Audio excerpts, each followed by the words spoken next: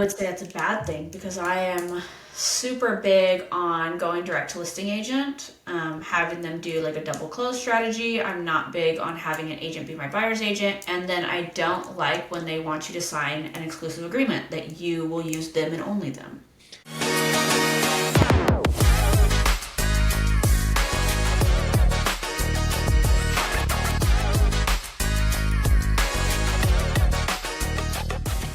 Hey everybody, my name is Matt. Welcome to the Contract Closers podcast. We're not the deal room anymore. We changed our name, Eva. Yeah, well, we changed it. We changed it like a week ago, but Yeah. technically, by the time this episode comes out, it'll have been weeks ago. I don't know exactly how many weeks, but some time will have passed. No one will know. We'll just be the Contract Closers podcast one day. Hashtag rebrand. Hashtag rebrand. And don't be afraid to rebrand, guys. Always rebrand. Always rebrand. Eva's like, the name deal room sucks. Matt, you had that name and I don't like it anymore, so we're changing it. No, I did a YouTube search and I said, hey, who are these guys? Oh, God. They're also the deal. No, but yeah, we're the Contract Closers podcast. We have fun segments if you guys have already seen that so far, which is Deal Rochambeau or Paper Scissors Deal, where we call agents. Me and Eva do that. We'll release one episode like that every week or so, or every couple weeks. Where us are making phone calls, so you guys can listen to how we talk to agents, how we look at deals, how we put out offers, things like that. But a lot of this is still just, talking to as many of the real players in the real estate market, as many as possible, to give you guys as much value as possible to show what their strategies are, what they're doing, how they're closing deals, different components of deals like title companies. I mean, anybody that has some kind of hand in a real estate deal, we want to make sure that we get on this podcast for you guys to learn. Anyone who can teach us. So, I mean, even tax advisors. We were just talking about Matt's going to go buy a new Lexus. He Yeah. needs a tax write off. Mm-hmm. Let's get him a car. Yeah, I need a car. And then you said, "Hey, I'm gonna one up you, and I'm gonna have the brand new one." That's even that's If they can get it to me, I've been yeah, waiting for them to get one in stock for months. yeah. No, it's funny because you say about tax advisors because I think that because I was talking to my tax advisor and he was like, "Yeah, you can't write off this sub two property." And I was like, "I don't think that's true." Then I asked my sub two group, and they're like, "Yeah, that's not true." And now I got to find a new tax advisor. Oh no. Yeah, Have you talked to that one guy that Pace is always working with? I talked to him a while ago, um, and yeah, they have like a. I know the thing is that they go and like have you go and buy short term rentals. Like that's kind of their thing in general. That kind of helps them, I think, for the most part, from what I understood. But I They're gotta not a tax service company. They're like a whole strategy. think so. I mean, I just that was one call that we did where I just was like, this doesn't make sense for us right now. In general, it was like about a year ago or so. But I found another tax guy who's very good, apparently, from the other people in my group use, and so we're gonna talk to him and see if we can get a little bit of a strategy on there. So we'll see. Taxes are important. Word of advice out there: stop waiting until December to figure out what you have to do for your taxes because that's what me and my wife do, and now we're scrambling. Also, what I do. Yeah. Like, I'm always end up being late, and I always end up being penalized. Yeah, I mean, look, that's a whole nother topic of getting them put in time because we do the exact same thing. But like, we have to be better about months before the end of the year to figure out what we're looking at as far as our taxable income, and then start making decisions based off of that on what we need to buy and write off. Because we're waiting until December now. We're getting all of our books in order, and then we're gonna find out what our taxable income is, and then we have like 10 days left to try and buy some properties or something Or like scramble to buy a house or buy a car or something. find Yeah. something. Yeah, so not the best way to do things. So do as we say, not as we do. You know? Yeah, get someone who's on this 24/7, like a bookkeeper and a tax advisor, Yeah, who just probably calls like you randomly and says, "Hey, in the next 3 months, you should buy a house." yeah, that'd be great. Yeah, Oh, okay, cool. Let me do that. We'll start looking around. We'll let you guys know when we find one. yeah, we're gonna find somebody. Maybe we'll get them on here and we'll talk a little bit more about it too, so he can That'll understand. be perfect. Yeah. So today we wanted to kind of go over um, talking to agents and having different things that they say, or different things that they require, or different things that they can try and trap you in. And not that they're trying to purposely trap you; most of them aren't. But things that they are told to do that will trap you if you don't do it the right way. And so it's kind of how to circumnavigate those things and to make sure that we're doing what's right, and we're making sure that we're protecting ourselves and we're not getting ourselves screwed over. And so there's some traps that you got to watch out for that you can fall into when you're working with agents because they're trying to do things one way, and you have to make sure you're doing things a different way so you can still run your business to the max. And the first one I'm thinking of right now is finding that agent who wants to be your buyer's agent and wants to send you all the properties and you send out all your offers through that agent. Is that a good thing or a bad thing, Eva? I would say it's a bad thing because I am super big on going direct to listing agent, Mhm. having them do like a double close strategy. I'm not big on having an agent be my buyer's agent. And then I don't like when they want you to sign an exclusive agreement that you will use them and only them. Yeah, so let's pause on the that's a whole another thing we're gonna say on the buyer broker agreement. But as far as the buyer's agent goes, like what are some of the downfalls of using a buyer's agent? Honestly, I don't think that they are going to really. I've only used them so many times in the very beginning, Yeah. and I When you did learned use in them that when you time. first started? Yeah, when I first started, I was using them because I think when, just like all the people who come to watch me on TikTok and stuff like that, they're like, what agent do I call? Can I call any agent? So at that time, you're going on Zillow, you're looking at these properties and it says contact this agent. At that time, I was inexperienced, so I didn't realize that when you filled out that form, you were just they were just sending your shit to random agents. It wasn't the agent of that property. So then those agents would call me and we'd talk and I'd try to get this property under contract. Soon I learned that one, they are just not direct to the contract or the seller, so they honestly don't know shit. And so then it's just like adding another person in the game of telephone to try to gather the information that you need very quickly. So I find that to be a big problem. It holds everything up. It makes things a little bit confusing. God forbid the agent says the wrong thing to the other agent when you're trying to negotiate a deal, and then they freak out the other agent, and it's just like this huge mess that I don't think you need this additional party that makes a little extra bumper in the scenario. It's like a daisy chain almost. It's an unnecessary individual that you can remove to make everything a whole lot smoother. Right. Yeah, and look, you're relying on the fact that that agent is going to be good at their job, and A lot of them are not. unfortunately, statistically speaking, most agents are not. Now, you Yeah. can find those agents who are very, very good agents, but they're not going to want to be your person that just throws out a bunch of offers, and they're not going to have time for that. And the fact is, if you're using a buyer's agent and they are a good agent, you're going to ruin that relationship very fast because we get rejected on so many offers, and we purposely are throwing out, not purposely, but with the numbers, what they say is we're throwing out low ball offers, what they might consider low ball offers. We're just trying to get it as the as is price to make sense. But you're sending out a bunch of those, and we're used to getting rejected 100 times a month or Hmm. plus. You know what I mean? And so an agent is going to do all that work to write up these offers and send over these They're offers gonna over and get over again. frustrated. They're going to get frustrated. They're going to get upset. They're going to get burnt out, and they're going to get mad about working with you on that because they don't understand They the game. don't understand. Yes, they don't They have understand. no. They don't understand what you're doing at all, and based on everything that they're trained on, what you're doing doesn't fit the ethics code. Right, and it's funny we're talking about this right now because I just thought about this. I've saw in this random Facebook group. You know, sometimes Facebook on the feed will say like a random group, and they'll say like a post in the group, and it was this real estate agent group basically. And this real estate agent says, "My client wants to send out a really low ball offer. How do I handle this situation?" Interesting. That's an agent. Like again, to me in my head, I'm like, "You're scared to try and get a good deal for your client?" That's the other thing is like that bumper that I'm talking about is also their mentality. If they have a scarcity mentality, if they're afraid to do the things that you're even afraid to do, like it's just like two afraid people. Now you've got to hop over yourself and this person just to Yeah. get to the other side of what you want. Right. Yeah, and they think about how they're going to present that offer then. If they already think in their head it's a low ball offer and that's a crazy offer and it's a offensive offer, whatever they're thinking in their head, they're going to present it that way to the listing agent. And that listing agent is going to present it that way to the seller. And And your they're chance of presenting getting that is zero. Yeah, no, no, I don't like to use them at all because yeah, a lot of that gets you rejected, which you already know that you're going to get rejected, but it's all these additional hurdles with that rejection that you've got to overcome. That Yes. getting a deal is just a whole lot harder when you've got this additional person involved. And like you said, most of the time they don't know what they're doing. Yes. And they're You like they think know that more than them. Yeah, they think that asking price, you have to be around the asking price. You don't have to be around the asking price.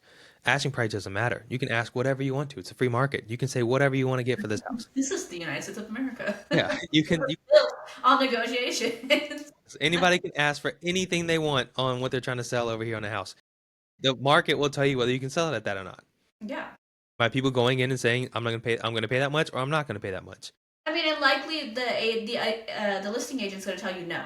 Oh, my seller would never go that low. Oh no, that we've got higher offers. Like that's what you're going to hear because they think that their asking price is like valid or whatever. Give it a couple weeks. Right. And then they start blaming, oh, it's the market, it's the interest rates, oh, it's this and it's that, and Or people, just wouldn't change their mind. Like yeah. anything but the agent's fault is what you're Yeah. going to hear. Exactly. And so one of the other things that happens with buyer's agents when we're putting them in the middle of that is you lose a lot of your room for negotiations. Not just the fact that you can't negotiate directly with the listing agent, but when you can, then you can play with commissions and you can say, hey, listing agent, by the way, if we get this accepted, you can take 4, 5, 6% and represent me also. So you think that listing agent is going to be like, this looks like a good offer to me, trying to present it in a way like that to the seller. Or you can say, hey, I understand my offer is a little lower. I can go unrepresented, so your seller doesn't have to pay an extra 3% in commission that they would have to if another buyer's agent was in play. So that helps them be able to afford the lower offer. So you can kind of play with different things like that. But if you have a buyer's agent in between that, you can't do that. No, no, you can't. And it makes it a little bit more sticky too if you get a buyer's agent and you tell them, I don't want to pay you. Right. Yeah. Good luck. Exactly.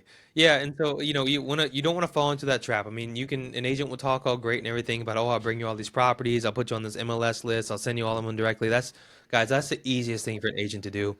It's just putting your little thing, your stuff on their MLS, and then it just sends you emails, and they sit around twiddling their thumbs until you text them and say, "I like this house." That's lazy, and that's something that is not a great thing to do. I mean, you have the ability to do that yourself without having an agent involved with that. You So, can go to Zillow and add yourself to, you can go and create a saved list on Zillow and save that list. And when you save it, it'll automatically send you updates like every day, every week, whatever.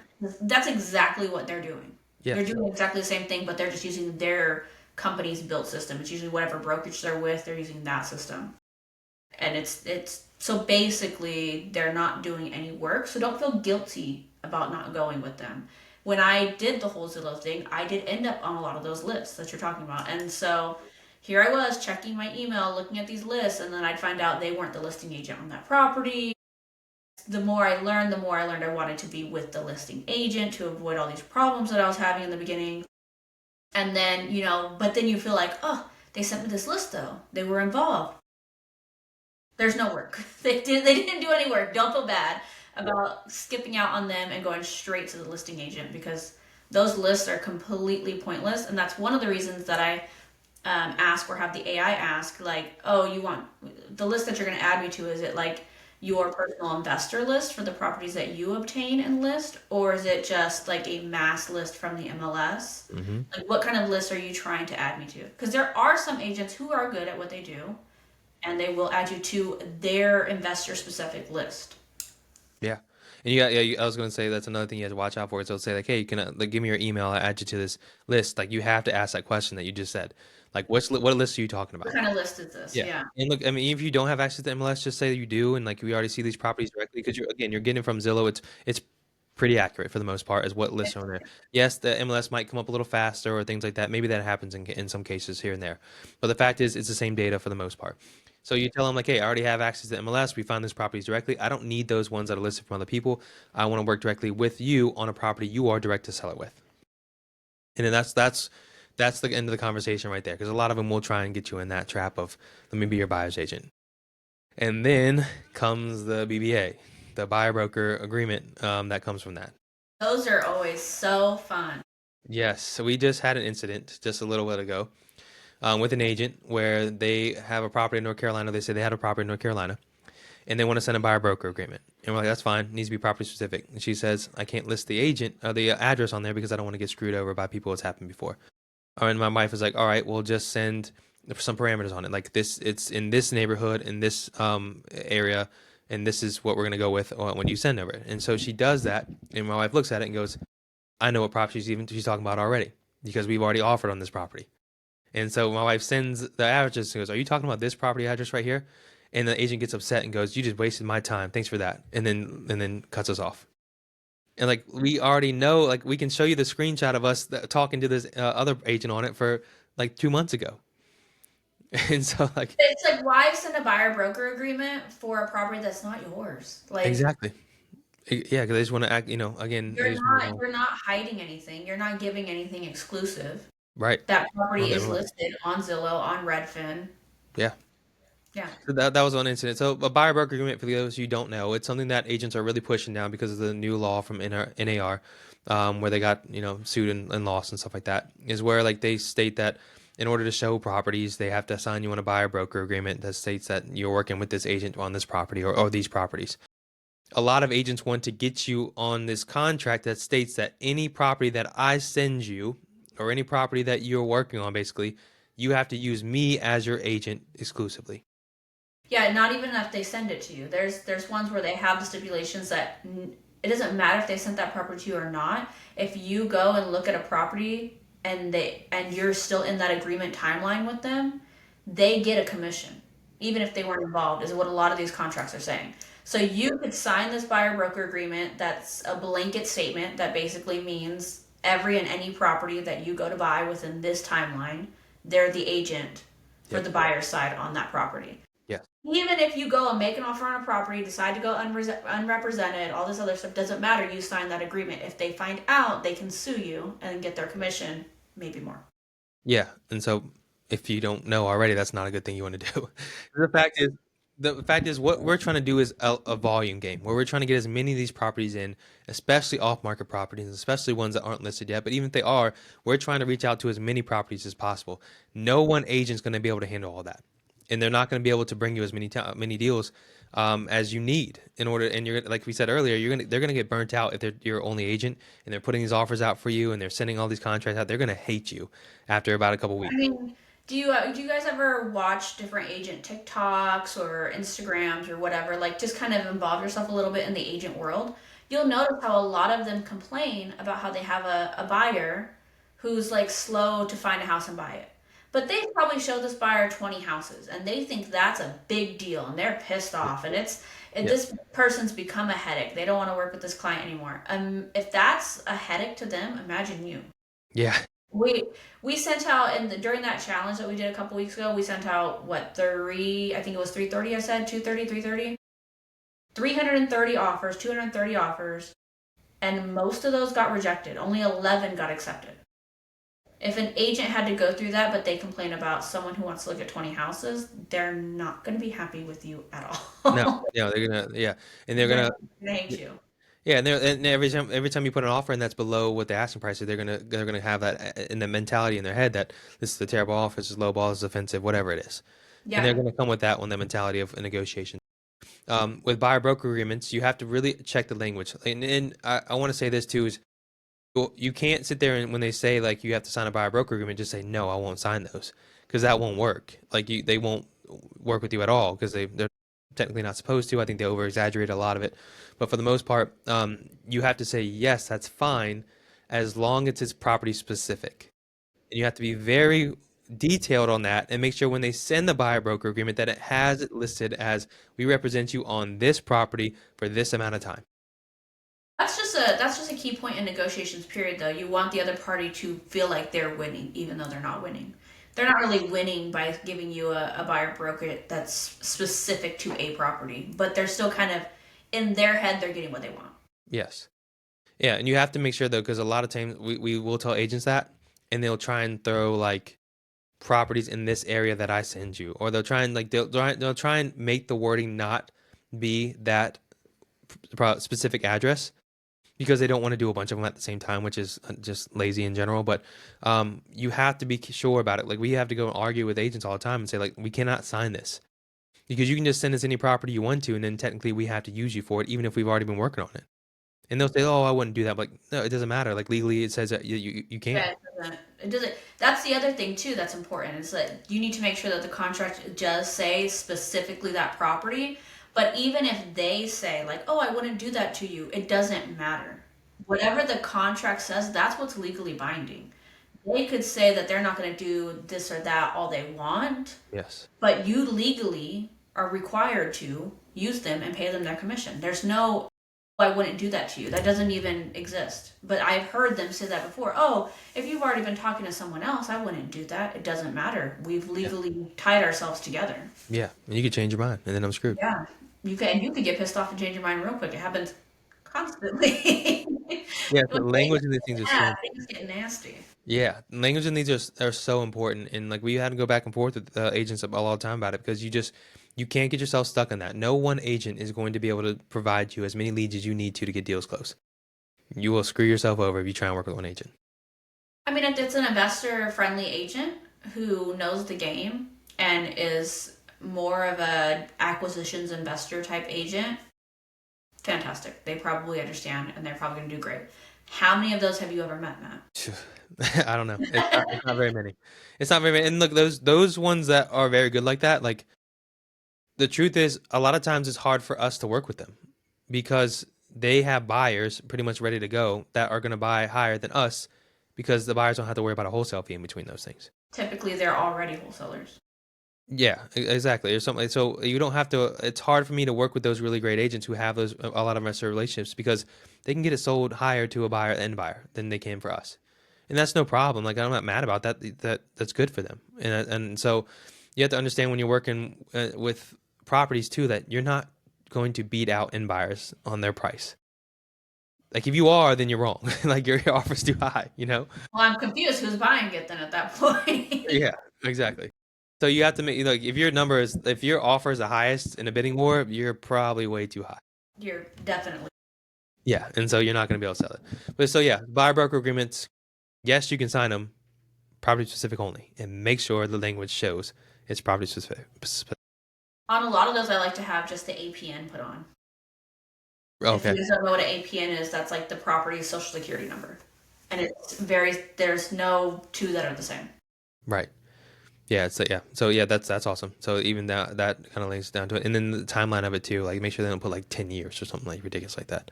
No, it's like we're doing like a week. Oh, really? Yeah. I mean, like, I don't mind like a couple months or something like that. I don't mind that. Like, if you brought me a property that is off market, I don't care if it's a few months. Like, I'll make sure it sticks. I stick with you on it. Like, if that's the case. If We it's on market, it's not yours. What was yeah. that? We're on market with everything. So we close pretty quick. So like 2 weeks a week is like all I ever really want to see on those. I don't really want to be tied. Because here's the other thing is like you might have brought me that property, but you could still be one of those agents who doesn't know what the fuck they're doing. And so then if I say on this specific property we could be tied for 4 months and you fuck it up on week two, and now I've got to wait 4 months to try to reach back out to that listing agent or whoever. True. Yeah. I'm a little cutthroat. If you fucked it up, you fucked it up. I need you to go. Yeah, and that makes sense. Yeah, I mean, I've said this before. I think that agents, I think they ruin more deals than anybody else. I think sometimes, Yeah, unfortunately, they do. They just, yeah, they freak out about a lot of things. Um, I wonder what they teach. I want to go to real estate school and sit in class and just what scare tactics are they giving these guys that freaks them out so quickly that The thing everything. about it is, it's not the real estate course that teaches you any of this. Like, the real estate course doesn't tell you anything besides like how many feet are in an acre.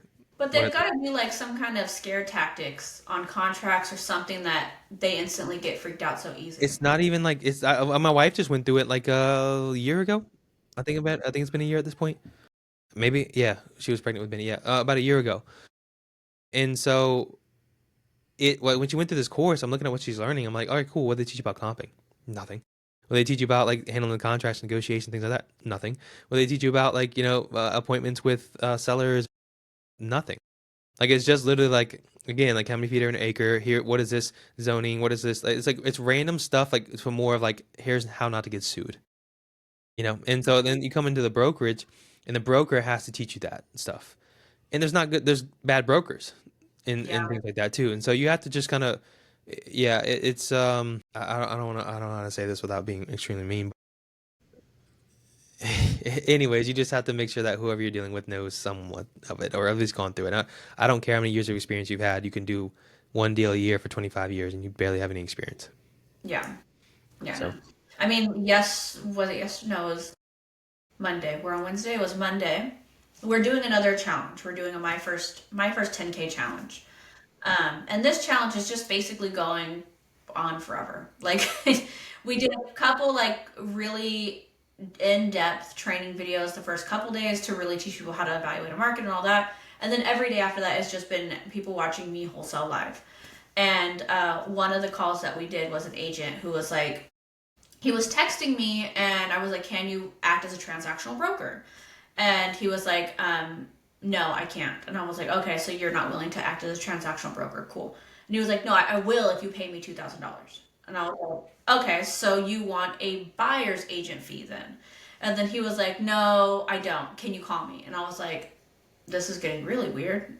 What do you, yeah, let's talk because I have no idea what you're asking for now at this point. So we get on the phone. He was like, I was just joking. And I was like, oh, you were. You were Hmm. just joking. So Hmm. you don't want $2,000 to act as a transactional broker. You're going to still act as a transactional broker. He was like, no, I agreed with my clients that I would represent them and only them. And I won't do like I won't be a mediator between two contracts or anything like that. And I was like, okay, that's fine. And he was like, honestly, I don't know what kind of um, strategy you're using here, but you're never going to get a house with this strategy. And I was like, oh, I won't. And he was like, no. And I was like, man, that's interesting to hear. How much experience do you have in doing this? And he was like, I've been in this industry 45 years. And I was like, well, how many houses do you own? And he was like, well, I own my house. And I was like, okay, well, I own 500. He was like, you own 500 houses? And I was like, it's actually 516 if you want to get technical. And he was like, I don't believe you. Send me these addresses so I can look it up. And I said, well, what is the point of that? Are you going to now represent me in this transaction? He was like, maybe. And I was like, but you just said that you told your seller that you won't do dual agency or transactional brokers. So I don't understand how that would work. And then what about the 2000? I was just joking about that. You know what? This deal's never going to work. And in my 45 years, I don't know what strategy you're Gosh. using. Oh my. So I had this all recorded on school because I was like, what the hell is going on with this conversation? Yeah. But I run into conversations like that all the time. And it's Yeah. just like, it's always these ones with 45 years of experience. Yeah. Like God, you don't think anything's changed in 45 years? Like you don't think anybody like has options to help people out in 45 years? But how many properties have you done in 45 years? That's what I should Exactly. ask him. Not how many properties do you own. I should ask him, how many properties have you sold in 45 years? Yeah. And he said 45. Five. I've Yeah. sold five Yeah. properties in Yeah. 45 years. Like it's just yeah, I don't like yeah, agents if you're listening to this, I don't care how many To be years. honest, that guy definitely doesn't know what he's doing because as he was talking to me, of course, I always give everyone the benefit of the doubt and I go, maybe I fucked up. Maybe I didn't run my numbers correctly. Maybe you're right and I'm wrong. So I was comping as he's telling me all this information. Every newly renovated house for sale right now that's been sitting on the market for 30 plus days is at the price that he's listed at. And their house needs a lot of work. And I was like, can you explain these properties to me? Well, that doesn't matter because that's not part of this deal. I'm like, Yeah. okay. Yeah. Yeah. See, that's unfortunately, that's the majority of conversations we have. With agents, yes, it's painful. And I'll say this too. Agents and wholesalers, we're not here to shit on agents. We love agents. We love working with agents. I love working with agents. But there's a lot of stuff that, and look, there's a lot of wholesalers that don't know what they're doing. A lot of them, a ton of them. So we're not just pretending like this is just an agent thing. This is a wholesaler Well, we thing. shit on wholesalers too. But yeah, we do. We have a lot of bad uh, uh, experiences with wholesalers for sure. We shit on ourselves sometimes too. We've done Yeah. things that we shouldn't do. Yeah. So, So look, yeah, I'm not. This is not like just a hate on agent stuff. And guys, I don't want this to be like a beef between agents and wholesalers because the truth is, if we actually can work together, there's so many things like we can get so much more done versus like one versus the other. we It's just need everybody to understand each other. yes. Like I feel like agents don't get anything when it comes to investment side, whether they're in real estate school from their broker, but the large majority of houses that are being bought right now, especially, are investors buying them, and so I feel like they should learn more about the investment side. But I also believe that wholesalers should learn more about the real estate agent side. You should know code of ethics. You should know terminology. You should know your contracts. Hmm. Yeah, and when if you're an agent that works with the wholesaler, I mean, in general, I've had agents where I know they're good agents because the way I went then the transaction happened, that I've got them hooked up with a buyer on the end of it and got them a listing on the back end of the sale too. So not only did they make commission on the front end, which was, obviously the rehab cost of the house that needed rehab, but then when it was flipped, they got another transaction at the end of it. Now you think that if you can be a good agent, you can build a bunch of those up, you can be a top agent quickly if So you can show fast. that. I think that's a skill that they don't teach wholesalers or agents enough. If you could build that skill right there, there's no way you couldn't succeed. Yes. Yeah, the ones that get it are the ones that do really well, I feel like. The ones that, especially like the younger agents who really understand this, but the game of both sides of it, that really jump into it. I think that's really important. You know, I think that, and I could be wrong about this. I don't know the numbers. This is just a guess in general, but I think that probably most of the top agents know how to work with investors and do really well with that. I would agree. I would Like there's say, obviously like luxury agents who deal with luxury properties. That's different. yeah, but even those luxury agents are working with luxury builders, Yeah, which is potentially. still Yeah, an investment strategy. Yeah. yeah. But I mean, there's yeah, to be a luxury agent is a whole nother story. Yeah. All right. Third trap that we see typically with agents are, I mean, I can say the the years of experience crap. But I would say the your lowball offers, your offensive offers, things like that, Yeah. or letting them deter you because of whatever comps they have or things like that. I Yeah. say that's something that a lot of people get worried about, I would say especially that's more of the trap. Them trying to convince you that your numbers don't make sense. Which I mean, look at agents have me second guessing all the time. Even that guy on Monday, I've been doing this over 5 years, and that guy on Monday, I was like, "What did I fuck up? Maybe I did." And so you go back to look, and I think that if you get too caught up in taking that what they say to heart too much, then you're going to stop putting out offers. You're going to feel like you're too afraid to put out offers. You're going to feel like you're offending people. You just have to know that if you're not offending people, which is weird, you're probably not doing your job right. So offending people means you're doing the thing right that it's just so opposite of what you would think. So like if the agent's like super happy about your offer, you're probably the best offer and you probably did your number wrong. You want them to be upset about it or for them to be like, we've been getting a lot of similar offers. And then like they don't say that in a happy way. They say that like yeah, we've already gotten four other offers like this and my seller's rejected. yeah, you should cringe a little when you put this offer out. I mean, we don't anymore. I don't think we just kind of like whatever. Here's our offer. You build a skin to it at this Yeah. point. But Yeah. when you first start, you should probably be like, "Ooh, that's a lot Yeah. off." But that's what you have to do because, like you said, on the deal you're talking about, like they're listed at ARV. What do you expect us to do? Like, a lot of agents again will say like, "Oh, I can't offer below AR what they're asking," but like that doesn't make sense to buy the property below at what they're asking. So Yeah. you have to offer what makes sense. If your house needs work, your options are to do the work yourself, fix it up, and then sell it at the price you want to sell it at, or sell it to somebody who wants to do the work. Yeah. And so I that mean, the math is mathing. It's very simple. No yes. matter what industry you're in, what business you're in, the math is the math. So if it costs, let's say you're not a contractor, you don't know exactly how much something's going to cost, but you can do like nation average is like 35, 45, $55 a square foot, depending on the condition of the property, times the square foot by one of those numbers. There's a very rough average of what it's probably going to cost you. Add that to your math equation. If that gives you a certain number, then that's what it's going to cost. It's not going to change. You can do four different math equations. You're probably going to get four different numbers that are very similar to each other because that's what price you need to get it at, and that's how much it's going to cost to fix that property to make it so that a middle-aged young family wants to move into.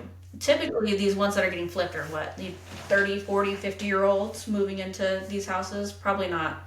Maybe 60. I mean, 60 is not that old. Well, the flip that we did, the guy was pretty old that bought our house, which is fine. But what you're saying is true. I think a lot of people what they do is they run their numbers like that, and they get their number of what they have to offer, and they go, "Ooh, I'll come up a little more. I'll come So, up, yeah." And then they talk themselves up on their number that they know is not going to work, and then they get themselves in. because you're afraid to tell the agent, but then you tell the agent, even though you came up a little bit, the agent's still not happy. Yeah, exactly. If So you you got were to. low enough, if you did your numbers right and you were low enough and you went up 5, 10K, they're still not going to be happy about it. They're still going to tell you it's not that good. And then what? You're going to come up again? Yeah. Can't do that. So yeah, I would like when we put out low offers and the agent's like, absolutely not, this is crazy. I'm like, okay, We'll see in a couple weeks. But you guys watch me every day at Yeah. 4 p.m. We're Yep. looking at the chats. Do you see my chats live? The agent's like, absolutely, my seller would never agree to this. The AI is like, okay, no problem. Let us know if you have any other properties. Hmm. And then guess what? 7 days later, 5 days later, the AI goes, hey, Yep. I'm back. Hmm. Has anything changed? Yeah. And that's the part. That's how you win in general because they'll be cocky at first for a little while, and they're counting their commission check. Like if I sell it at this price, I get this much commission. If I sell it at your price, I get less commission.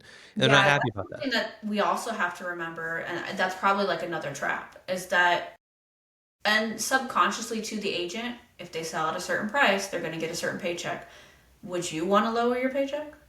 No, but then you just say, hey, would you rather have a paycheck that's $0, or would you have a paycheck that's a little more than $0? In their mind, they're probably selling.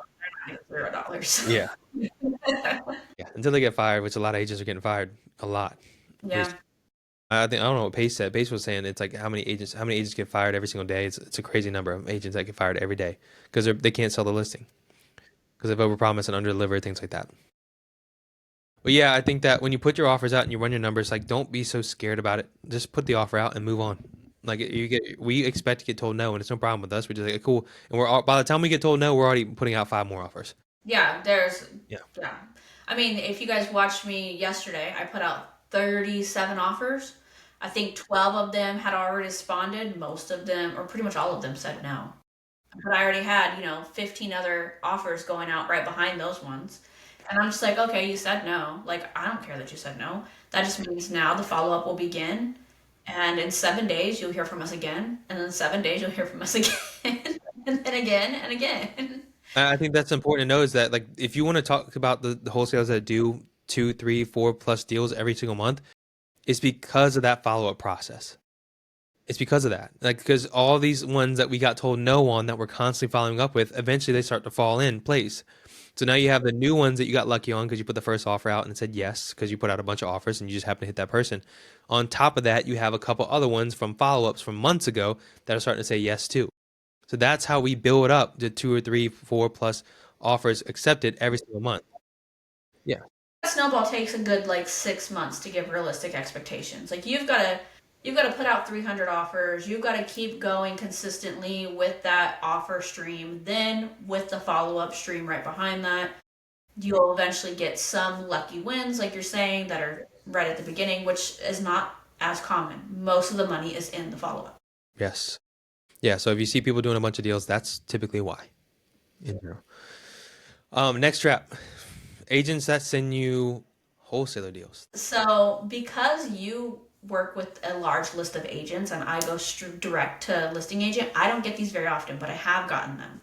And it's usually from like an agent that I've already done a deal with or something. And so they'll bring me like, oh, I got this deal from someone else, and would you be willing to look at it? And then they'll send it to me, and I'll be like, the way that this is all structured Yes, there you go. was not done by you. Yes. Where did you There copy you and go. send this to me Yeah. from? Yeah. We know And immediately. yeah, and that just turns into a daisy chain. So it's just like it kind of goes back to the buyer's agent trap, where you sign a buyer's broker's agreement, and even like even if you did do a deal with this agent before, even if you did do a property specific buyer's broker's agreement with them, doing a wholesale deal with them typically leads to more problems than not. Yes. Yeah, they don't really understand the industry that well yet, Yep. or I don't know if they ever will. Uh, Yep.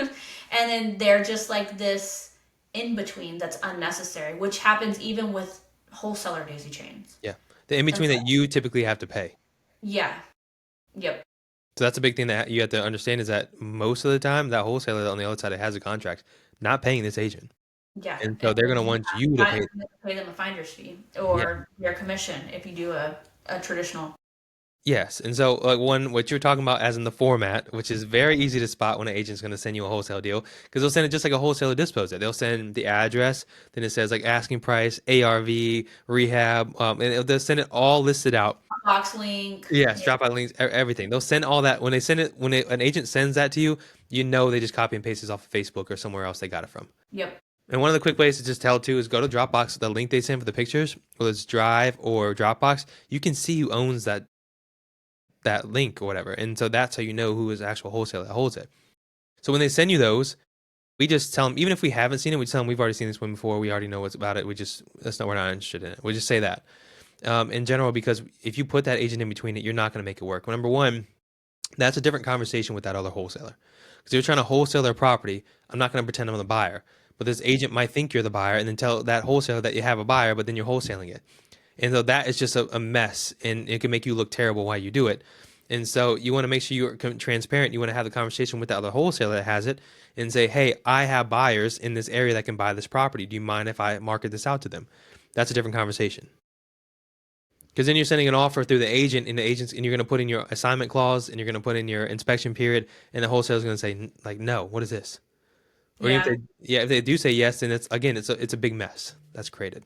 It just creates a huge mess. Like, we just had a situation like this where the agent didn't know all the information, and we found out that it was a short sale property that they were trying to subject to or something like that. And I was just like, this doesn't even work. How does this doesn't make any sense? So then we were having to, like, I was trying to get everyone on a three-way call, because I'm like, we can probably make this a deal if we can actually make what you're trying to do make sense, because what you're trying to do doesn't make any sense.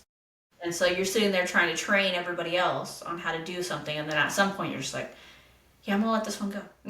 Nope. Good luck, guys. Good luck. Yeah, not worth it. And I get like agents, they may have like in buyers and stuff like that that will put them in place, or take those deals from them. But us as wholesalers, and I'm an in buyer too. I just don't want to deal with an agent in between all those deals. It's just, it adds too much crap into it, and extra fees on top of it and stuff like that. And a lot of times the deal don't work because of that either. So you don't fall into that trap. Have you ever? I'm wondering if you ever had this happen. We had this one time, and I was like, "This is the most ridiculous thing I've ever seen." Where we were disposing a property, and I had the buyers, like the end buyers, direct contact because I sent the deal to the end buyer. Right? The end buyer sends it to his agent to look at. The agent texts me and was like, "Hey, my buyer wants this property or whatever." And I was like, "Yeah, I know your buyer. He can text me that." And so then he goes, "Well, he'll agree to your terms, but he has to use his own title company. Has to get in for an inspection, and then you owe me 3%." And So I was I, like, I've had several situations "You like had that?" that, but I've always made it clear that this is your agent and your buyer, and like, if you want your agent to communicate back and forth with me, fine. That's like your assistant, basically. We can do that, but you're paying your assistant. That's what I told him. I was like, "I'm sorry." I said, "Hold up. You want 3% because you sent a text to me After to I send it back to the buyer, yeah, and you didn't even get this property for your buyer. I sent it directly to your buyer, and now you want 3%? Like that doesn't make any sense." scenarios like that where the buyer goes, "Hey, I'm gonna have my agent contact you," and then I'll be like, "Okay, cool," and then I'll basically just do the whole transaction with the agent like a normal transaction, and then he'll pay the agent, and that'll be that. And that's because they're just too fucking busy. They're like, "I'm too busy. I need help running all these deals that I've got. I'm flipping a house. I'm doing whatever." Some of them are overseas. And so then they have these agents help, which I'm just like, yeah, no, but that's cool. And I've done that a lot of times. But I pay the agent? Never. And I would never. I'm like, Yeah. where did you come from? I don't need you. Get Yeah. out of No, here. I ended up calling the buyer directly. I was like, "I don't know who this dude is, but he's asking for money when he hadn't done nothing. So either if you want the property, you can talk to me about the property. If you want to pay him, pay him." Like I was like, Yeah. don't send this dude to me again." Like, Yeah. yeah, because I told the guy, and he was like asking for his own title company. I said, "No, like he has to use our title company." He goes, "That's illegal." I was like, "First off, I'm not forcing him to use my title company. I'm telling him if he wants the deal, this is the parameters of the deal where I sign it. I'm not forcing you, telling you have to necessarily do it. Like you just don't have to walk away from the deal. But if you want this deal that I have under contract with my name on it that I want to assign it to somebody, here's what I'm telling you have to do." You have to agree to these terms. Yeah. You can Like, say no. here's the deal plus the terms, yes or no. Yeah. I'm not forcing your hand on it. Just say no. It's fine. Someone Move else will on. buy Yeah. it. Yeah. And yeah, so that actually brings me into another agent trap too. Is agents tell you you have to use their title company. Yeah, that's a huge not true. Not true. The other thing too is that depending on the state, but in Florida, what is one of those states where if you use your title company, you're supposed to pay all the title fees and things like that. A lot of times, they will also try to get you to pay the seller's closing costs. Yeah, and look, that's fine. We can offer to pay the seller's closing costs, but my agreement is you use my title company. Yeah. But I usually tell them no. I'm like, we'll pay the title fees and our closing costs, but we're going to do 50-50. You have to pay your own closing costs. Yeah, I use it as a negotiation part of it. Like first, Yeah. we don't offer it. We don't offer anything. If they try and get us up on our price, we'll say nope, we're staying on our price, but I'll cover your closing costs. So that's one of our negotiations that we do.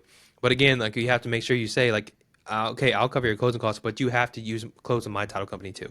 Always my title, because title companies, they can be just as bad as agents sometimes. They can really ruin your deal. They can, and then also they can just charge whatever crazy fees, and then the buyer goes and gets his HUD and like, I'm not paying these fees. This is Yep. ridiculous.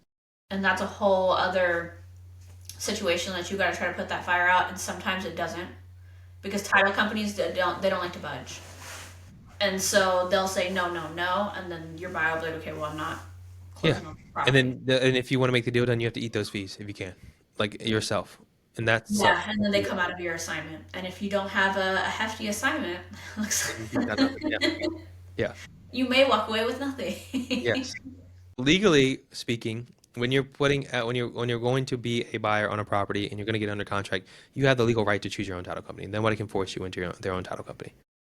Yes, and so that's something that we do. And so yeah, we just say like if you want us to cover the closing costs, you have to use our title company. That's one of our terms because I don't know what your title company is going to charge, and we're supposed to be paying covering that, so we have the right to choose who we're paying. And so that's what you have to make sure you do because a lot of times they want to use their own title company and then whatever fees. And yeah, like I said, deal can blow up. Big issue. Usually, it's because they're going to get some kind of kickback. Yeah, because usually the agents use a title company that's within their office. Like they usually like a title company will rent a space in their office, and that's what they use. And yeah, some kind of kickback. Nope. Um, what's another one you run into? Do you know? Well, I think you run into a lot more than I do because you're doing like cold outreach to agents, whereas I go direct to listing agents. So a lot of the things that we run into with agents is mainly like the offer's going to be rejected. Yeah. This isn't really like a. It's just like when you contact the agent and then they tell you that they have someone else running the deal. So when you pull the information from the MLS, typically you get whoever listed the property on the MLS. But yeah, so it's like maybe a broker that just push it off to their like your lower. Yeah. And then you've got to go chase down that agent. That's Yeah. the most annoying It is. thing. Yeah. That's annoying. But that's not really like a, what were we calling them? Trap. Yeah. A trap. That's Oh, not really. have you ever had an agent? I don't know if you had this yet. Ask for a retainer. No, I've never had an agent ask for a retainer. I've had agents ask for like a $5,000 to $10,000 retainer. For what? What are we Yeah. doing? No, they said they want $5,000 to $10,000 up front that so they don't have to work for free. That's exactly what. And that's because you're cold calling agents to find you property. Well, yeah, I mean, it happens every one. It's like it's very random that an agent would do this, and typically the agent that asks for this has not done a single deal, or like has done Not like that, yeah. barely done any deals at They're, all. they're the one complaining that the buyer hasn't bought the house yet and they've only looked at 3 houses. Exactly. Yeah, and they're like, I don't want, we don't want to work free. I'm like, go get a 9 to 5 job. Like, go get another job that pays you Do hourly. you not get told how it works when you're a real estate agent? Like, this is how it works. Yes, you have to close a deal in order to get paid. And I like, yeah, that's ridiculous. And then I text them and I say, cool. And then as long as we have parameters in there for guarantees, as in if you don't bring me 100 plus off market properties every single week, and I don't close at least this many deals a week, you owe me the difference in what I lost and what I could pay for, or what I would typically make in profit. And they were like, oh, no, I don't want to do that. I'm like, yeah, I don't think so. What is that? Well, Yeah. Anybody like that, and I do that sometimes with buyer broker agreements too, when they tell me they only have to be exclusive. I'll tell mhm. people that too, and they're like, they won't agree to that. Then I'll also ask them too sometimes when like, hey, I want you only to work with me and nobody else. I'm like, cool, you're doing the same thing, right? I'm the only person you'll ever work with, and nobody else will ever you can work with anybody else, right? Won't work with any. No, you can't have any other clients, right? Yeah. And they're like, oh no, and I'm like, okay, so you expect loyalty, but you won't give it. Sounds like this isn't going to work out. You should Yeah. Yeah. So think that's specific. yeah, and so like we say that confidently when you do that. I think that one of the things we talked about on our school live yesterday was the way you speak to agents. We did a little couple role plays and stuff like that, just to kind of understand where people are at and just kind of give them a little feedback on it. And one of the biggest things that I think there's a little bit of fear when they're talking to agents because they feel like an agent has a license that means something. It means a little bit, but it doesn't mean that much. And so they come with They took a course. yes, it's a good course that anybody And can they passed the state test for the course. It's like getting your GED. probably even a little less than that. Huh? Yeah, so it's not a big deal, and so they come with that, and they're worried about either saying the wrong things or, um, yeah, they're just worried about that they're gonna look dumb in front of the agent or sound dumb or not sound like they don't know what they're talking about. Honestly, you guys are gonna sound dumb at the beginning. I sounded Yes. hella dumb. Yeah. Yeah. That's just that's like the muscle that you have to work in order to learn. I mean, I sound dumb still sometimes. Yeah. I just hear less.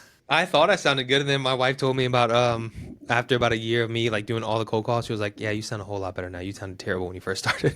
Yeah. Because I Muscle talk fast build. in general, but like she was like, when you were on those calls, you would talk super fast and you would sound like nervous and stuff like that. And I'm like, yeah, I mean, I look back on it, yes, because like, yeah, you are worried about make sure you got the right things, say the right things, you sound like you know what you're talking about, when the truth is you don't yet. No, and that comes with, experience. I mean, and you might actually know every fucking thing. And you might know what you're talking about. Hmm. But even then, if you're too scared to get on the phone because you have like social anxiety or whatever, you're still gonna sound dumb. You just have to work that muscle, get over it, and then start talking. But the only way that that's gonna happen is if you pick up the fucking phone and do it. Yes. Otherwise, you're always gonna sound dumb because you never did Yeah. it. Yeah. I mean, like one of the easiest things to say is like when people are like, hey, I've been working in real estate or trying to wholesale and I haven't done any deals yet. Cool. How many offers you putting out every day? No, one or so. I'm like, yeah, no wonder you haven't got any deals yet. How can you get a deal under contract if you don't put an offer out on it? Like, that's as easy. That's that you can't get a deal if you haven't put an offer on it. You just decided to tell yourself no, Yeah, and that's and the worst. so that's something that you have to be on the phones, and you will stumble, and you will say the wrong things, and you need to either record the calls and go back and listen, or write down what the question was asked. You stumbled. Honestly, most of the time the agents don't even catch you when you say the wrong things. Like they don't even fucking know either. Yeah. Half the times I'll say something and then I'll think to myself, shit, that's not what I meant. And then they just keep yapping back on too, and I'm like, Hmm. no, they didn't even catch it. They don't even know. Yeah. They Well, didn't one even of the know. things I think you get better at though, as you do this, is you get better at building a little rapport with the agent and Yeah. having that conversation. I think that's what separates the people who do it a lot and people who don't.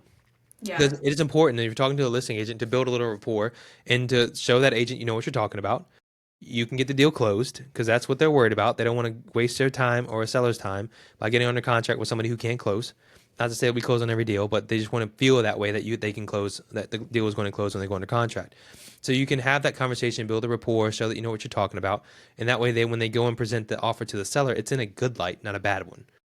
You know, Another way to build that is that's basically charisma, which is what you have when you go into these supermarkets and just start talking to random strangers. mm, yeah, I think if people, put themselves in that situation where they kind of just went somewhere public and just started a random conversation down the aisle with someone, that's going to build that skill set. So pushing yourself and putting yourself in those different situations is going to help you help you learn, like the supermarket example is going to help you learn like small talk and like that charisma that you're talking about to get people to like you over the phone or in person or something like that. Then talking specifically to agents is going to help you build that skill set to negotiate deals and position yourself as an expert. But you kind of need both, and you could build the charisma one doing the phone calls with agents, but I think that putting yourself in situations where you talk to strangers and try to befriend people is going to be a quicker do you result do on that? that. Do you do that? I mean, I'll talk to people if they talk to me. So I got to jump in first. No, it's funny because the author of the book 4 Hour Work Week right there, Tim Ferriss. Yeah, I Yeah, saw him on a podcast talking about this. I think he was talking to Gary Vee. I don't remember who he was talking to. But he said one of the things that he does to build that uncomfortableness, like the being comfortable with uncomfortable, is he will like I haven't done this and I don't have the balls to do this. I need to actually start doing this a little more. But he asks, like when he goes to Starbucks, some of that, he asks for a 10% discount. Like he just looks him in the face and just says, "Can I get a 10% discount on that?" And just sits there quietly. And like that's like, because it's super uncomfortable because they're like, the audacity of you to ask me this first off. Yeah, and like why are you asking? Like he said every single time he goes out to eat or when he buys something or some of that, he would do that. And he was first off, you're surprised how many times you get a 10% discount, which is I was crazy. gonna say, how many times does he actually get one? He said you'd be surprised because you're more comfortable than that person that you just asked. And that person is like, doesn't know what to do, and you just with confidence just ask for that. And a lot of times just like, okay, they just want to get out of that situation and they just do it. But he said it's something that got him like out of being uncomfortable because he just kept doing that. And yeah. I haven't done it yet. My wife told me not to do that with her around. She said, please don't do that. I bet you your wife wouldn't like Karen. She's not a Karen supporter. She's not. I'm a No. Karen. You're a So, Karen. yeah. You'll send your food I'm back. the designated family Karen. When Yeah. there's a problem with food or whatever, everybody just goes, Emma, go, Yeah. go. And all start pushing me. I'm like, oh, great, thanks, guys. Take care of this. Emma, the food was cold. There's Yeah. glass in my drink. Do something. Yeah, she'll do that. I have to push her into it because she'll do it a lot. And she's like, I'm like, that's not right. And she's like, it's fine, it's fine. I'm like, it's not fine. It's not fine. Like, no, like we need to tell them it's not fine. No, that's how I am. But I'm always like, you tell me, because I'm not going to do it unless you want me to. So they're like, oh, this isn't what I ordered. And I'm like, well, do you not want it? Should we send it back? No, no, no. Are you sure we can send it back? Yeah. No, I don't want to. Okay, all right, fine. You eat your food and don't complain. Yeah. Yeah. No, that's yeah. My wife is definitely not the Karen type. She was like, don't do that in front of me. I don't want to sit there and be in that situation where it's I have awkward. cousins like that, but they're like, Eva, can you do this? But I want to leave Yeah. first. Let me go to the And bathroom. then I'm going to go to the bathroom. I'm going to go to the car. Let me know when it's done. Yeah. Yeah. That's like so to go back into it. Yeah, it's really important to get yourself uncomfortable in those situations, especially when you do your offer prices. If you're on the phone, you got to be able to offer and say it confidently. I mean, if it's like making the sale, when they say when you ask for the sale, you shut up and you sit there. I think a lot of people find sales scary. A lot of people be like, I don't want to be in sales. I don't want to do sales. But I think no matter what business venture you try to take on, you have to have sales skills. Yes. Like there's no getting around it. If you want to be a business owner, that's the job. Yeah. I mean, the only other way is if you have a partner that is very good at sales that does that part while you do the other side. But the fact is, if you want to be an owner operator, you have to sell your product. Like you just have to. Yeah. Unless you're like some tech person in the background who just got partnership for creating. Yeah. But you had to sell someone to be your partner. Yeah. You have to do the sale there, right? Somebody, you had to sell them enough for them to want to partner with you on something, unless you guys came up with the idea together.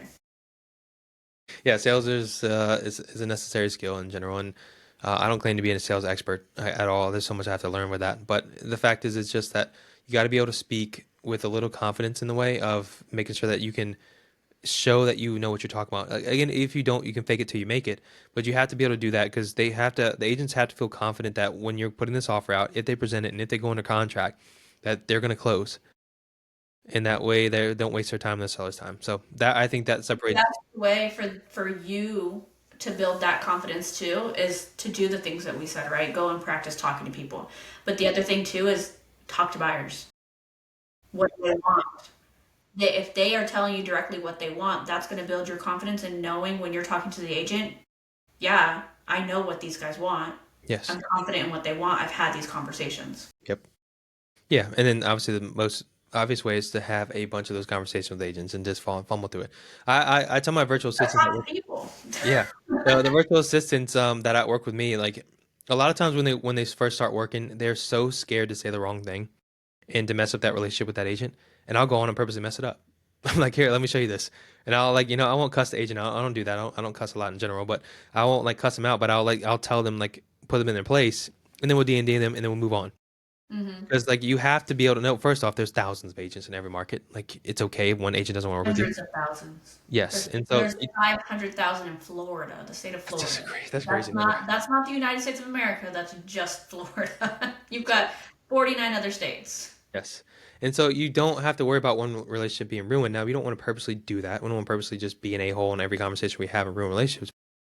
It's not a big deal if you happen to mess up on a call or one conversation or you stumble through a conversation. That person's like, you don't know what you're talking about. If they say that to you, okay, cool. I don't know what I'm talking about right now, but I will.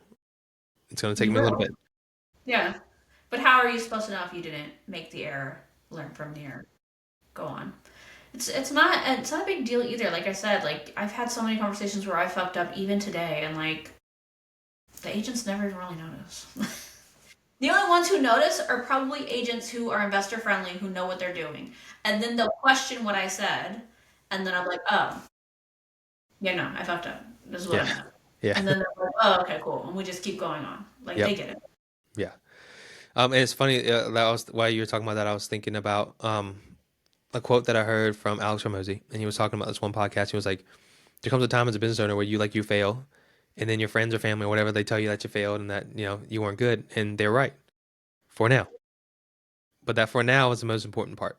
I just heard him talking about that too on a podcast because he was saying that whatever you want is on the other side of that fear, and a lot of times the fear that you have is just the voices of other people in your head. So it's like your mom saying, "Oh, you're not going to do it," and then you go, "Okay, mom, you're right." But then you keep doing it until you've done it, until you've succeeded, and mom's no longer right at that point. Yeah. And then mom says, "Can you take care of my mortgage?" I Yeah. need a new car. Yeah. I curse you. No, yeah, so it's just important to push through those things. I think that's where you see people who are succeeding. Nate Harris, who we talk about sometimes. He would just put a post up on that. He was like, I made 30K a month, and I work from wherever I want to because I didn't say no. I just stuck with I never gave up. And so that's really what separates everybody. And he's a great example of that for sure. If you guys don't know who Nathan Harris is, he's a Astro student from our community, right? He started what 2 years ago? Not sure. I think it was probably 2, 3 years ago now. He when he didn't take no as an answer or doesn't take no as an answer, he doesn't mean that just with agents. He means that with pushing himself in different areas. So like he has pushed himself into going live every single day for like almost a whole year. And then from that, he built all kinds of relationships with other wholesalers and agents and other big people in the industry, big dispo guys. And because of that, not telling himself no and not taking no's, he built his 30K a month little business that he's got going on over there. How's your little business? Not so little. Yeah, pretty well. And I live in Bali and wherever else I want to live.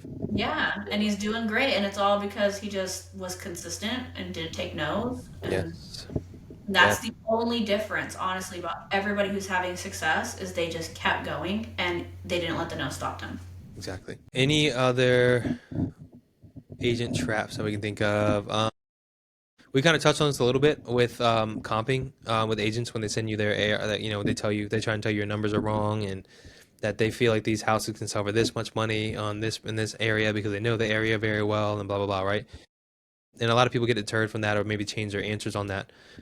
It's really important to have those conversations with agents too and know this is really goes down to knowing your numbers, knowing how to comp properties and doing ARVs. One of the most important things you can do in this business is you can't get an ARV, you can't comp properties, you can't know what to offer.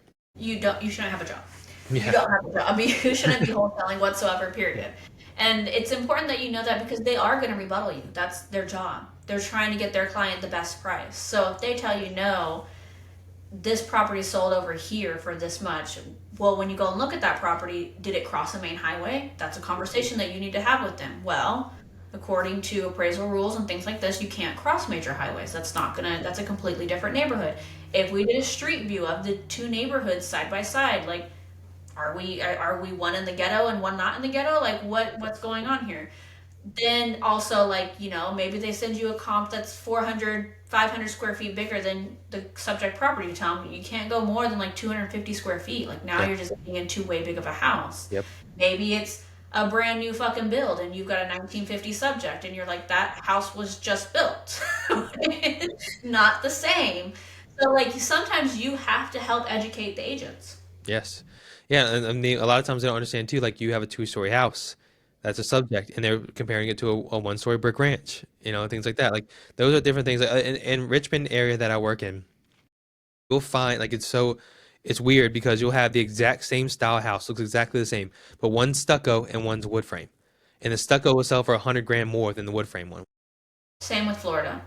Block versus wood. But that's because we live in like humid climates and termites is a big deal here. Your houses don't last. Wood houses don't last here. Yeah.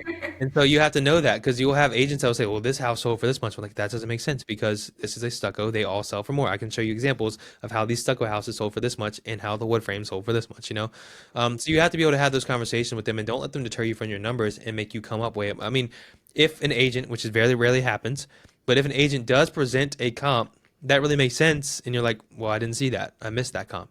Then yes, you can go back and look at it and readjust your numbers based off that. But for the most part, they're just using a CMA tool, which just grabs whatever properties in that area that sold and throws them all together and says this is what it should sell for. The same tool that they use is basically the same tool that you can see on Redfin or Realtor. I can't remember which one it is. It's one of those two. When you scroll down at the bottom of a listing, it'll say comparable properties. And it'll show you a bunch of houses that are active for sale right now. Most of those are not actually comparable properties. Yes. Also, that's to bring the point too. Check for sale listings too, and ones that are pending. That tells you what's happening right now in the market Yes. versus what happened 30, Yeah. 60, 90 days ago. Yeah, because you could have a house that is a perfect comp that sold 30 days ago, and you're like, this is great. And then you have a house sitting on the market that's the perfect comp that is at that price and can't sell for 60 days. That Now buyer's they've done a 10K, 20K price drop, and now it's less than the house that sold that's in the comps. And you're like, this sold 30 days ago for 320, but this one's for sale right now for 300,000. It's still been on 46 days, right. and So it's a perfect. And that tells you the market's going down, and that you're gonna have to be lower. yeah. So you got to check those two. Pendings, I think, is a really good strategy for us. What we do a lot of times, I tell my people to do is if you see a pending property that fits the perfect comp, call that listing agent for that pending property. And we just have them say like, hey, my name is Matt. I'm an investor in the area. I'm looking at a property to buy that's right. That's a perfect comp for the one that you have pending right now. I just want to know, like, based off my numbers, if I'm running them right, are you guys under contract below, at, or above listing price? To give me a good idea. A lot of times you ask them, like, what's the contract price? They won't tell you. They're like, I can't tell you until we close. So I just kind of get a general idea. Most of the time, agents can just say something around that number. That they're close or whatever. Yeah, I also use a little bit of a rule of thumb of like if it's pending and it's been on market under 30 days, they're selling at list price or Yeah, higher. probably. If it's been over 60 days, they probably 10, 20K lower. Then 180 days, they're probably selling for a lot lower. Yeah, that's good. Yeah. Yeah, we like to use those. It's really important to check those out. Like you said, Eva, it's just that gives you a good idea of what's happening right now. And the buyers are going to look at that too. And they're going to say, all right, well, I see your comp and it makes sense, but this property right here is not selling for that much. So I'm going to guess that my property's going to sell for less too. I think that is a skill or a tactic that a lot of people overlook. I don't think a lot of people on YouTube University and wherever else you learn is really talking about that specific, looking at what's for sale and what's pending. And I think that trick right there has saved me a lot when the market shifts. Yes. Yeah, absolutely. Especially when the market is shifting. And it does throughout the year. So you have to know what's going on. And you find that out pretty quickly. Are we missing any other ones that I can think of? Agents trap you into, they're always trying to get you to sign a buyer broker's agreement. They're always trying to get you to believe that their numbers are the right numbers. um, they're always trying to convince you that they know because they've been on for 45 years. Wholesaler deals, those are some of the big ones that we see consistently. I can't think of any more right off the top of my head. Consistently. Like they happen all the time. Yes, all the time. The buyer broker one's a big one, especially lately. It just happens all the time with them. And just I having guess this one's not a trap, but they do ask a lot, like, are you planning to wholesale this contract? And I think a lot of people freak out when they get asked that question and they fall into the trap of saying no. And I'm not against saying no. I don't think you should lie, but I think you should say, it is one of my strategies. I do. I mean, it's the truth with us. It's because we buy properties, and yes, like I would say, am I a wholesaler? Like I have wholesale properties. Does it make me a wholesaler? We do buy also. We do either one of them. Whatever makes the contract close is what our goal is. But the moment you do a double close, you're an investor using a different strategy. You're no longer a wholesaler. And you could do a double close on your first deal. Yeah. And then, a lot of people do say sometimes too, like, hey, I work for a network of investors. I know exactly what they want. This property fits it. I know what they need it priced at. So this is why I'm putting this offer in. So I will sign it to work or the network of investors that I have. You can say things like that. And you'll get people who don't want to work with you in that case. And you get a lot of people that do, and they understand what's going on. So do whatever fits whatever you feel comfortable with. Yeah. I don't know if I'd call that a trap, but I definitely think that's a concern that a lot of newbies are afraid of. Because I get that a lot on TikTok Live. Well, what if agents hate wholesalers? Do you tell the agent that you're a wholesaler? That's always like a number one concern that's asked. And I think that if an agent asks you, are you planning to wholesale this? I think everybody starts to freeze. They go straight into panic. Oh no, what do I say? Mm-hmm. Oh, I got one. No assignments and no contingencies. Oh yeah, or you have to walk the property in person. Yes, those are three different ones. All Yes. right, let's go with yours. Yeah. So, okay. So the one where they always ask that if you've walked the property, we tell them we've done a drive-by. And if they tell us, a drive-by is not good enough, what does that mean? So, well, we drove by, we made sure that the property wasn't burnt down. Mhm. Yeah. The property is as shown, as listed. It's there. It looks good. We want it. They go, okay, well, we want you to walk the inside. And I go, well, that would require me to send someone out there and pay to send someone out there. And I'm only going to do that if I get something under contract. You know, I'm making offers on 50 to 100 properties every single month. If I did that for every single property and paid $500 for every single one of those properties, I would not have a business. I would be losing money, not making money. I obviously am an investor looking for properties that have problems that need to be renovated. I'm looking to solve problems and make money, not create problems and lose money. Yes. There you go. Yeah, I mean, that's what you say. Yeah. Yeah, I'm not going to pull my people off other jobs until we have it under contract to be a waste of their time. Yeah, it'd be a waste of everyone's time. Yeah, and so like they want a long inspection period, that's fine. Like tell me, let's negotiate the inspection period then. I start at 9 business days. If you need three, then let's meet at five or so, 7, whatever we can do in between there. Like, we just negotiate that. That's one of the negotiation tactics you can use. Yep. Yeah. So In all your initial offers, so like we send the letter of intent, right? The LOI. We have all of our stipulations there. I would say always go for your longest preferred situation first, and then, like you said, negotiate down. Don't give them 3 days right away. yeah, they're gonna tell you one day. And look, if they want to talk about why do you need that many days, be like, hey, the contract, we'll not have to schedule the contractors to get out there, which can be a problem depending on what their schedules looks like. And number two, we also have to make sure that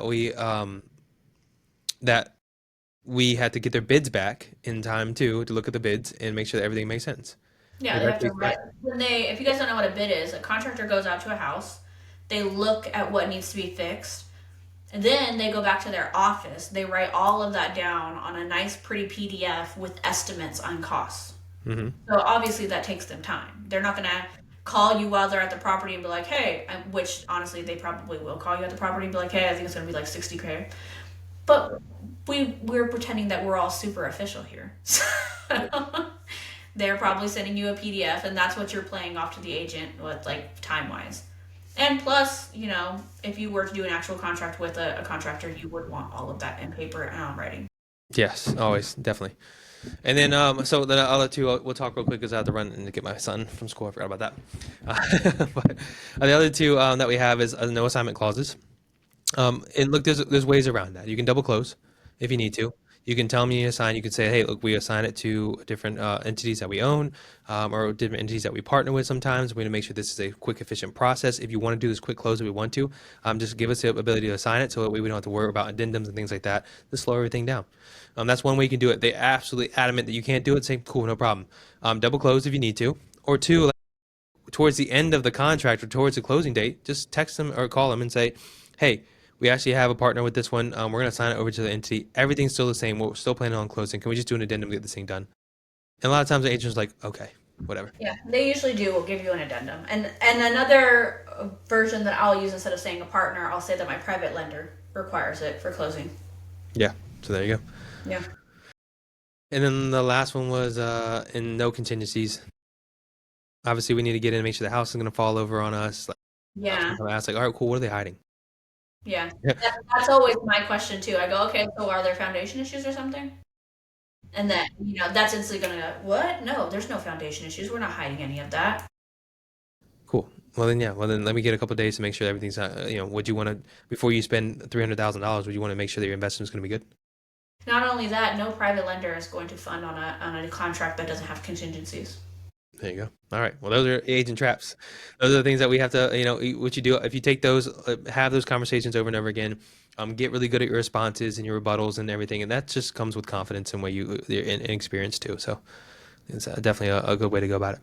There's our experience for you guys. Here's how we've learned to get around all these little traps and rebuttals and all these things that would probably get you stumped in a conversation. Yeah, but no big deal. Just move on from it. You'll handle it correctly. You'll have it happen once or twice, and then you'll kind of understand what you need to say, and then you'll be an expert by no time. Give it 100 calls. You'll be great. All right, guys. Thank you so much for listening. I appreciate it. This is one of the first episodes of our new name change of the Contract Closers podcast. Guys, join our school. We'll link the school group in there, so you can learn from us as we do. I do wholesaling one-on-one courses every Monday and Friday. Eva does lives in general every other day, I think, between then. Every Every day day. right now. Every Yeah. day, yeah. So every day. So we're putting out a ton of value in this course. That's free. It's a free school community for us. So, Yep. like, subscribe, comment, hit the bell icon. We drop this episode every Thursday. I think 9 a.m. in the morning. I gotta figure out what time we do because every single time I tell them that, I have no idea what time we drop them. It's 9 a.m. 9 a.m. Okay, 9 a.m. every morning. On your YouTube page, and then of course we post clips on our social media. So please follow us on that also. Yep. Thank you Yeah. guys so much. Bye, Bye. guys.